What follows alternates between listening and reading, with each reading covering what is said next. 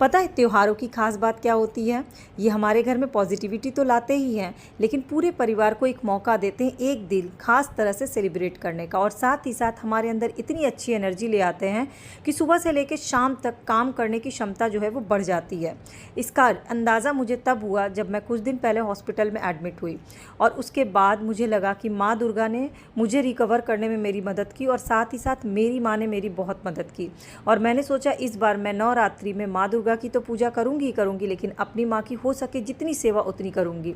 इसलिए मैंने फलाहारी में, मेरी माँ जब 9 दिन व्रत रह रही थी तो मैंने कोशिश की उनको तरह तरह का फलाहारी बना के खिला सकूँ, उनके कथा पूजा की पूरी व्यवस्था अच्छे से कर सकूँ, और इस तरह से 9 दिन इतने अच्छे बीते।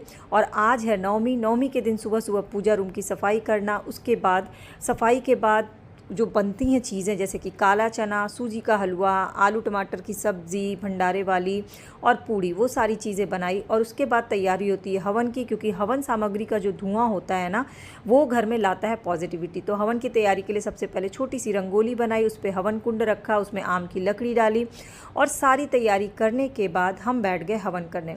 जैसा कि मैंने कहा कि त्यौहार एक मौका होता है, सब लोग मिल के एक साथ सेलिब्रेट करते हैं, और ये मौका ख़ास तब होता है जब घर के बच्चे और बुज़ुर्ग सब एक साथ करते हैं।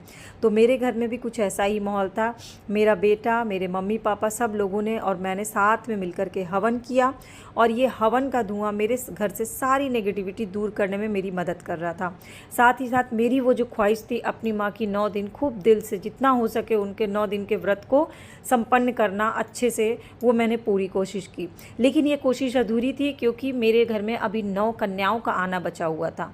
तो नेक्स्ट स्टेप में हवन के बाद तैयारी की मैंने उन 9 कन्याओं के आने के लिए। उसके लिए मैंने 9 कन्याओं के लिए 9 टिफ़िन बॉक्स मंगाए, उसमें खाना पैक किया, वही पूड़ी, हलवा, चना, साथ में पानी का बॉटल, और इसके साथ कुछ और चीज़ें रखना बहुत ही पारंपरिक रूप से बहुत अच्छा माना जाता है। जैसे कि लड़कियों के लिए खोइंचा, जिसमें होता है चावल, हल्दी, बताशा, फूल, दूब, चूड़ी, पान के पत्ते, सुपारी, लौंग, इलायची, सिक्का, लाल चुनरी में बंधे हुए खोइंचा की 9 जगह तैयारी की। और उसके बाद इसमें साथ में डाला जाता है एक फल, तो मैंने एक फल डाला। कुछ सरस्वती जी के सामान जैसे कि किताब, कॉपी, पेन, ये सारी चीज़ें एक साथ रखी जाती है, और इस तरह से मैंने 9 जगह पैक कर दिया। साथ ही साथ एक हनुमान जी के लिए भी तैयार किया जाता है, और मेरे लिए मेरा हनुमान जी मेरा बेटा बना था। तो जब 9 कन्याओं का आगमन हुआ तो घर में जो रही सही चीज़ें थी ना, नेगेटिविटी, वो भी लगा मानो सब दूर हो गई, और मेरी तबीयत पूरी तरह से ठीक हो गई।